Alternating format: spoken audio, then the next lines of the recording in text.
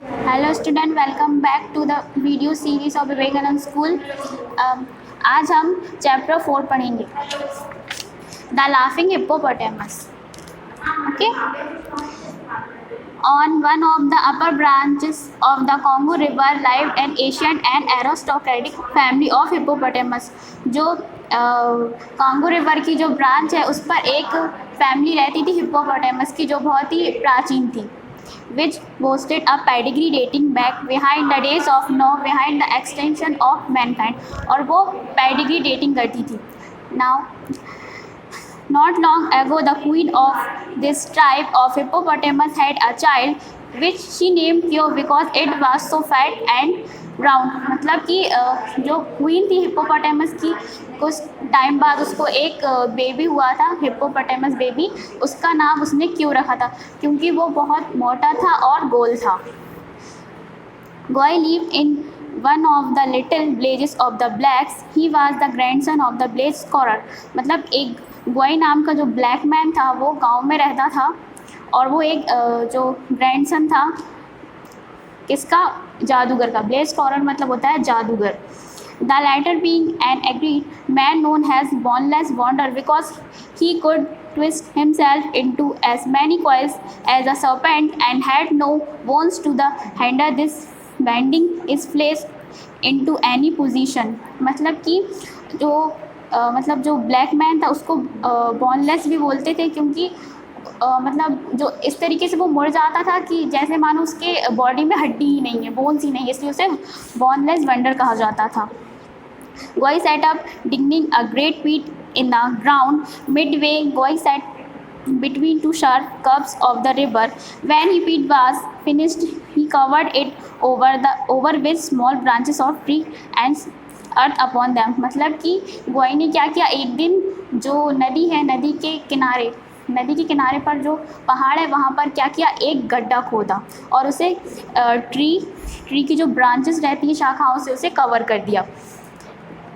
कोई walk through the forest was the way he loved। Kyo was in such a happy mood that he scarcely noticed where he stepped, so he was much surprised when। मतलब कि उसी दिन जैसे कि जो black man था उसने गड्ढा खोदा था वहीं पे, तो वहाँ फॉरेस्ट के थ्रू वहाँ कौन निकल रहा था? क्यों जा रहा था, और फिर वो उस गड्ढे में गिर गया। In the where he stepped, so was surprised when in the where he stepped, so he was much surprised when in the middle of laugh and ground give way benefit him, and he fall to the bottom of going deep pit। Then he found the walls were higher than his head and that he was prisoner। मतलब कि क्या हुआ, जब क्यों जो था जब गड्ढे में गिरा तो वो बहुत शॉक्ड हो गया कि मैं कैसे गिर गया, और जो उसका जो गड्ढा था वो बहुत ऊंचा था, उसके सिर से भी बहुत ज़्यादा ऊंचा।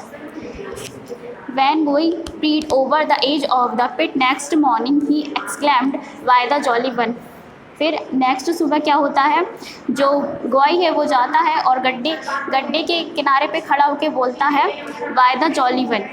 ओके, तो क्यों recognise that scant of a black man and try to rise his head high enough to beat him, seeing which goy said have place little one you are my captive. मतलब कि जो क्यों था वो उसकी smell को पहचान लेता है ब्लैक मैन की, और वो अपने सिर को ऊपर करने की कोशिश करता है ताकि वो उसे काट सके। Seeing which goy said have please little one of my captive. मतलब फिर क्या बोलता है, जो गोई रहता है वो क्यों से बोलता है, तुम शांति रखो, अब तुम मेरे बंदी हो।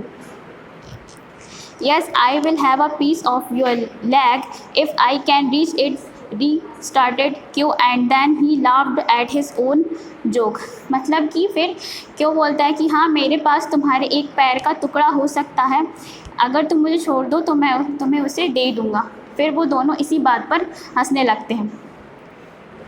Do you give up asked गोई, और do you still wish to fight. मतलब कि ब्लैक मैन बोलता है, क्या तुम मतलब क्यों बोलता है कि तुम मुझे छोड़ दो, नहीं तो मैं तुम मुझे छोड़ दो। फिर आस्क्ड वो गोई बोलता है कि क्या तुम लड़ना चाहते हो। फिर what will happen I give up inquiry. फिर क्यों बोलता है, अगर मैं हार मान लूँ तो तुम क्या करोगे। इसी तरह वो इंक्वायरी करता है।